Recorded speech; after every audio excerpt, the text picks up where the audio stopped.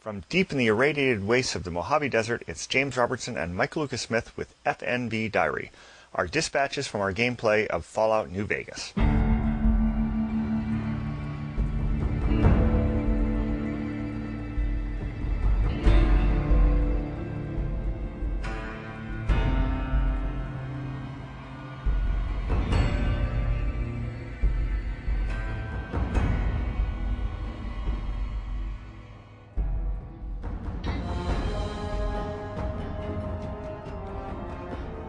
Well, this is just a warning. This is gonna be a spoiler cast. This is right. This is a spoiler cast. We're going to be doing diaries of our playthroughs.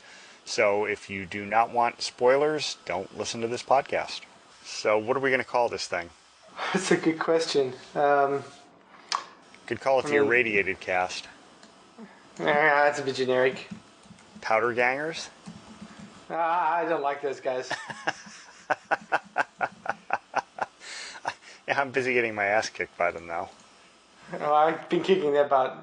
I've kind of moved on from there, but we'll get to that in a sec. I'm just trying to get to the Fallout wiki here. Seems to be having trouble loading. Gee, probably because everybody else and his brother is desperately looking for hints that don't exist yet. Yeah. Probably. Wow, this website is completely broken right now. Like, really, really broken.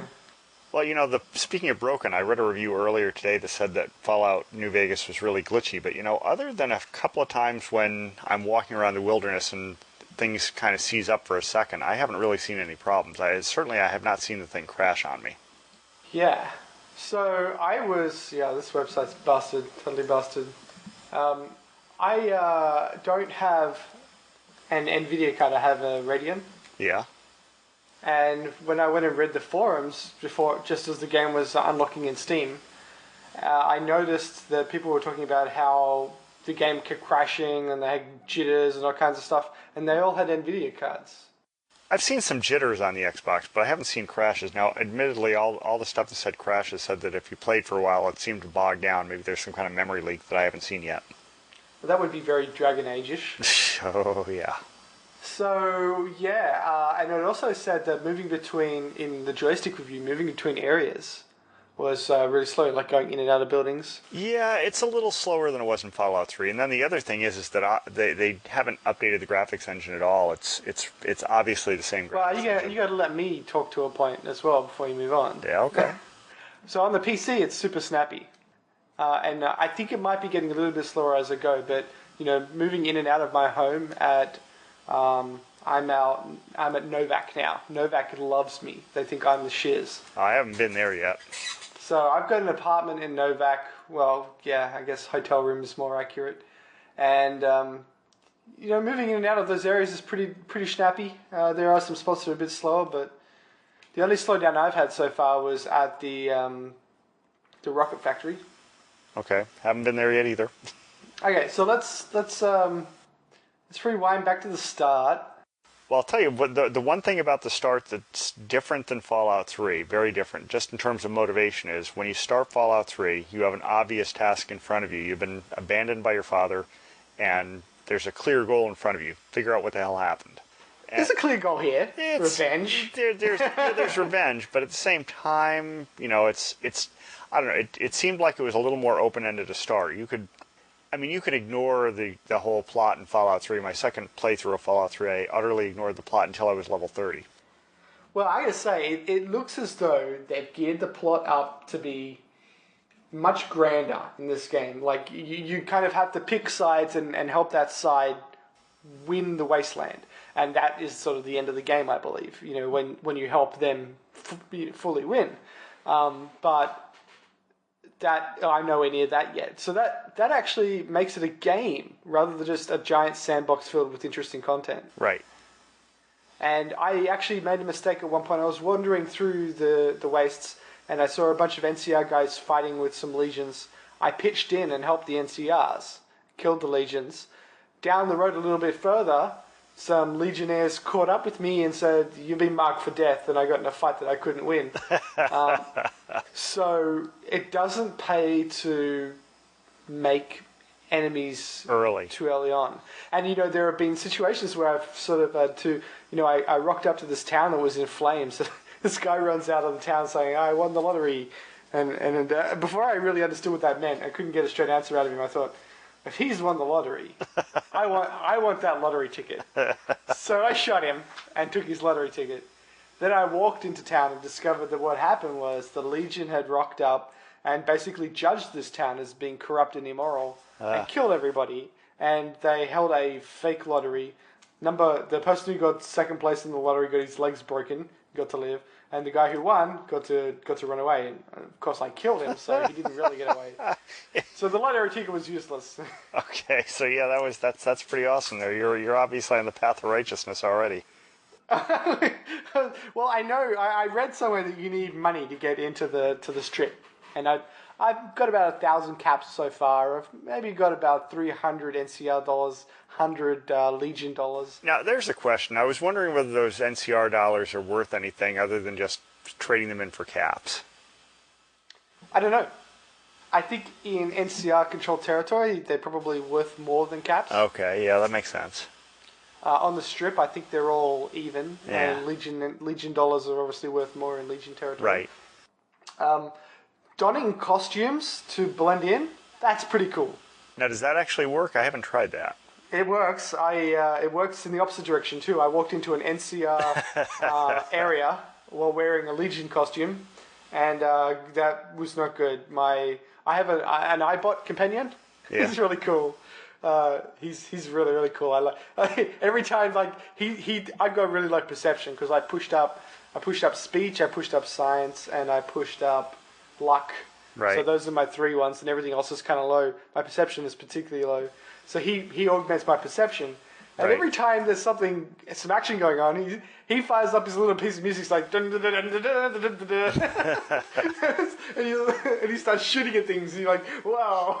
That's just like the first game when you cart around with the dog, or not the first game, Fallout 3, when you have the dog around. Sometimes in Fallout 3, I'd be wandering around with the dog. He'd start growling and then charge something. I'd be like, huh, what? Yeah, but this is hilarious with the little sound. Yeah, although admittedly, with it, if you got Fox as a companion in Fallout 3, there were times that he had killed something before I even knew it was there. Yeah. He was busy chanting, "I win again," even before I knew anything was happening. My little iBot, he's pretty fast. He saved me a couple of times. Okay. But he's a lousy shot at distance. Well, you're obviously further along than I am. I mean, what weapon are you specializing in or using a lot? Not specializing in anything right now. I do have that gun. Okay, I see. I have. Do you have that gun? Do you know what that gun is? No, I don't know what that gun is. There's a gun called that gun. That's the gun. And it's pretty cool. I guess I have a combat shotgun, caravan shotgun that's worth a lot of money. It's double barrel with 2-shot. But you got to be up close to use it. I gotta say, the combat mechanics in this game compared to Fallout 3, so much better. Well, I actually feel like I can shoot. Anywhere near as much. I actually feel like I can shoot without VATS in this game, where I couldn't really in Fallout 3. Well, you know what else kind of surprised me was I don't have great gun skill at this point. And so I look down the iron sight and it's wiggling around because I've got unsteady hands. Right. And then you drop down onto one knee and it's a little bit more stable. Right. And I can headshot things from a distance sometimes, as long as the gun isn't breaking apart. And I don't need the VATS. And so the VATS is really an added bonus just to finish things off sometimes. Have you run across any of the steady stuff? Yeah, I haven't used any steady yet. I used it once when I was being shot at by a bunch of the convicts in Prim, because they were standing up on top of the stupid roller coaster. And for the life of me, I couldn't get a shot at them. I just couldn't hit them to save my life. So I tried sneaking into Prim wearing a powder gang clothing, but they were already on high alert, so it didn't work. Right. So you've got to change clothes before you get anywhere near them, basically. So that didn't work, but avoiding Caesar's legions by wearing legion clothes, that works. Once they're your enemy, like enemy, they've decided they're out to get you. It doesn't seem like changing clothes helps. Yeah, at that point, it's kind of like in Fallout 3 where you just have the bounty on you. Yeah, so I'm not sure if there are ways to make them like you again. Maybe. I think you would have to have a mission unlocked but not completed to be in a situation to do that. So I'm just trying to. What I want to do with this character is basically do the house plot line. I gave Prim to NCR because I didn't want to. Okay, now how did you do that? Because I was in Prim, and that came up as a conversation topic with the deputy. But did you have to go down and talk to one of the NCR guards, or what? Yeah, I had to go to another outpost and get reinforcements. Okay. And then they were able to get there, and so the people seemed actually pretty happy to. See, that's something I really like about this game compared to Fallout 3 is that in Fallout 3 you were pretty much either good or evil, or I guess you could be neutral, but generally speaking you're either on one side or the other. In this game, I noticed immediately as soon as they liked me in Good Springs, I was liked in Good Springs, and then over in the Powder Gang place they vilified me, is the way the map had it. Yeah. And it varies by group, and you can be really liked in one place, and a bunch of other people are going to hate your guts. It's really hard to. I mean, I'm getting into situations now where it's much easier to decide. Okay, I'm going to side with these people instead of those people.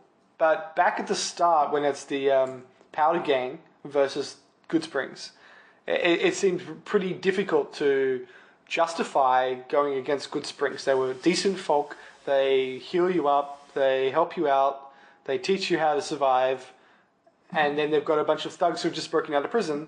Where do you draw the line? I mean, at no point did I feel like maybe there was some dark secret in Good Springs that... You'd have to be deciding to roleplay as a sociopath to decide against them, I think. Yeah, and I'm going to try that at some point, for sure. So my goal here is to do the to back the strip, not to back NCR or to back Legion in this first playthrough. However, so far I've helped the Legion a lot more than I've helped anybody else. The Legion or NCR? Sorry, NCR. Right. Yeah. But you know what? After I dug into this town that I went to, where the Legion burned everything down, I did the investigating there, and they really were quite corrupt. They were luring people in, stealing all their stuff, killing them. So the judgment passed by the Legion, absolute and brutal, but who else is going to carry out the sentence, How do you take a whole town in when there's no government, right? So I can definitely see myself playing a character where I'm going to side with the Legion next time I play through. Yeah, the Powder Gangers aren't really much of an organized force. They're just a local gang, I think. Yeah, and there are a few of those. So at Novak, but when you get to Novak, there's a little murder mystery that you can solve. Okay. And I actually took the time to figure out who was responsible. Speaking of mysteries, now it's not exactly a mystery, but when you were in Good Springs at the very beginning, did you manage to convince Easy Pete to give you the dynamite? I did, and this was interesting. Now, I had high speech, or at least high speech for this part of the game, but I had not pushed explosives up worth anything, so I tried. I didn't have explosives either. So what I did was I checked all the mailboxes, and I found a Patriot's Cookbook. Okay. Which gives you plus 10 explosives. Plus I took some Mentats, which boosted all my stats. Right. And that gave me enough that I could actually get convince it from you. Okay. So the way the stats work in this game, I've actually used those books a couple of times. The magazines are pretty interesting. In the first game, in the last game rather, all you have is the books, and they bop you up permanently, but they're fairly rare. In this game, you've got magazines which are... No, in Fallout 3, they're not that rare. You can max out every single stat using the books. Yeah, but they're not all over the place like the magazines are. Yeah, they're not... Yeah, the magazines are everywhere. Right, there but that's are because books, by the way. temporary I found books. the big book of science. I found a big book of science, and that gave me, I think, +2 or +3 to my science, permanent. But the magazines, yeah. So they actually, I've used them a few times now, and you can actually unlock things temporarily. Right. Which you couldn't do otherwise. Now, that's a pretty cool addition, because it means that there are parts of the game where, like in Fallout 3, there were points where I'd be in a place and it'd say, oh, you don't have a high enough lock-picking skill to get this, and I'd think to myself, well, I could come back here later. But, in reality, you never get around to going back to those places. Well, Fallout 3 I eventually did, but...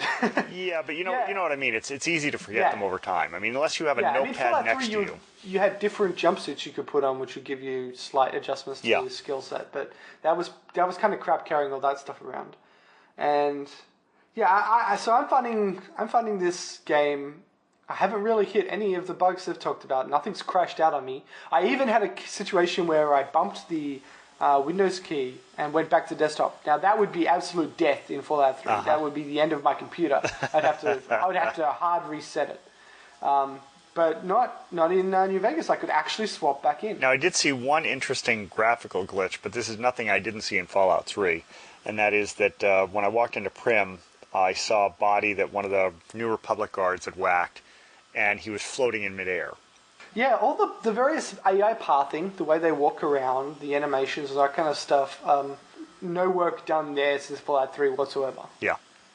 So that's, I wouldn't say I'm disappointed because I knew that that's what they were doing. What they're doing is they're making Fallout 3.1, 3.2, or 3.5, or whatever you want to call it. It's a periodical. They've taken the engine they already have and they're reusing the engine with new content. Exactly. But they have updated the game rules, and the game rules are pretty neat. So, do you have a companion yet? No, like I said, I've just been trying to do something with the powder gangers, and it hadn't really occurred to me to try to dress up to fool them. So I guess that's what I'll try to do next. Although I should ask this. I got there to, you can fast travel back and forth, obviously. And I fast traveled there after having gone back to heal up. And you're confronted with that door where it says you need the key. Where in God's name do I find the key to that place? What door? The door into the prison lockup. Didn't go in there. Oh, okay, you didn't go in there. Well, you see, I went that way because I was trying to get the stupid sheriff for Prim. I guess maybe I should give up and just give it to the NCR people. Well, I mean, if the Powder Gang guys don't like you, then why would you try and put a Powder Gang sheriff in town? Well, no, I think he's being held in lockup there by the powder gangers. Maybe. I didn't. It wasn't clear to me. Yeah, so. It wasn't clear to me either. Maybe I should just give up and give it to NCR. Yeah, that deputy is a bit of a coward. A bit? He was completely useless. So the stat levels for speech and barter and all that kind of stuff, they're a lot lower in the earlier parts of the game than in Fallout 3. Oh, yeah. Like, I couldn't a lot do of the speech tests are like level 20 speech. Yeah. I actually had a situation where I could win somebody over with barter at level 20 or speech at level 50, and I had both because I'd pushed so much into speech. So it's, I don't quite know the optimal way to play it through yet, but it's definitely interesting. And I saw New Vegas, the Strip, off in the distance, but I didn't go there. I've been following the main plot. Right. And I have a feeling the main plot's going to loop me back around to New Vegas anyway.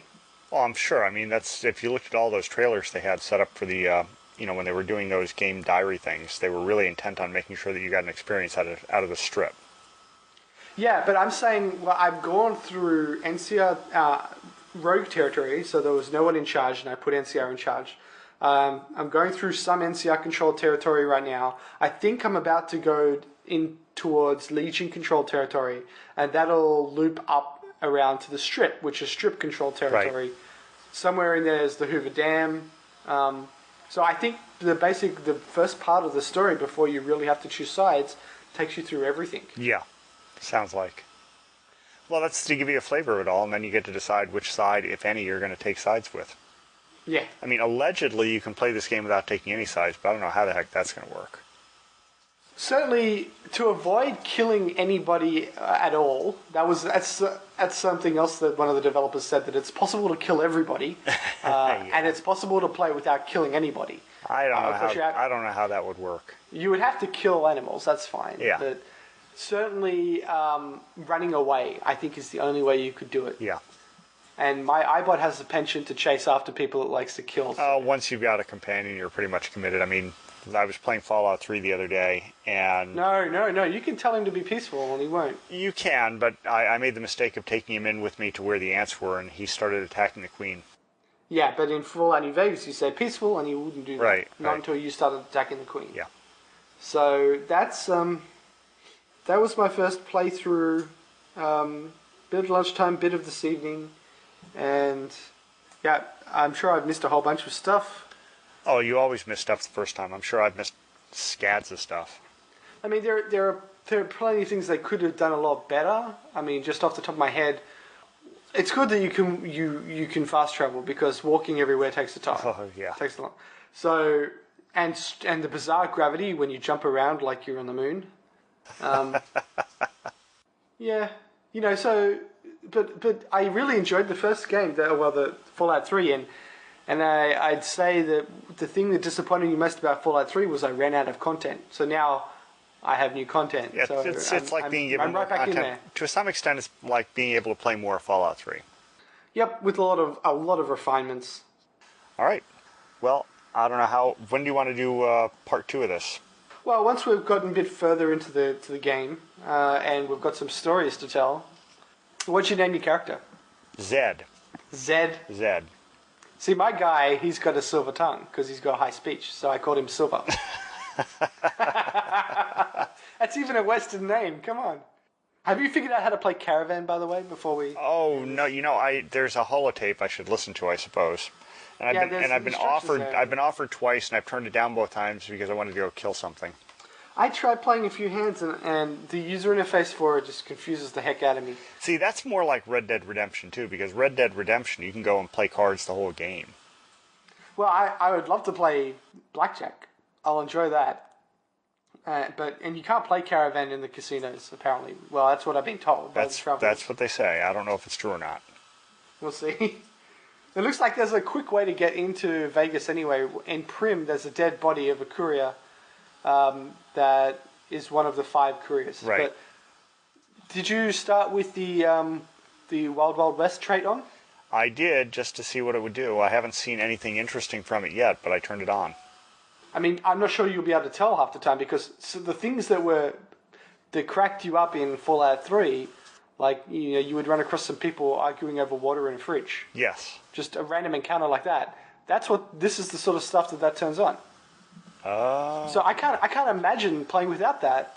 That's sort of like there's a point in Dragon Age where if you go back to Lake Hallenhad, you'll find 2 mages discussing whether the entire thing is just a dream. And it's just a game people are playing. Yeah. So. Yeah, stuff like that. And the little icon has aliens on there too, so hopefully there'll be aliens. And if they've really got their hat on, they've put Doctor Who back in. Well, they might have it depends on whether they got the rights to do that. Okay, so let's just find this. Wow, I managed to lose all the music again. There we go. So, happy trails. And we'll be back soon. Got feedback? Send it to jarober@gmail.com or visit the website at jarober.com/blog/fnv.ssp.